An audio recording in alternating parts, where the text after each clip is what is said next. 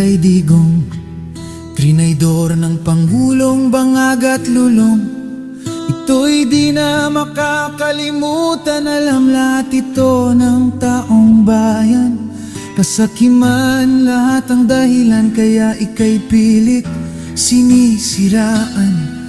Ngunit lalo ka lang minahal ng mabubuting mamamayan.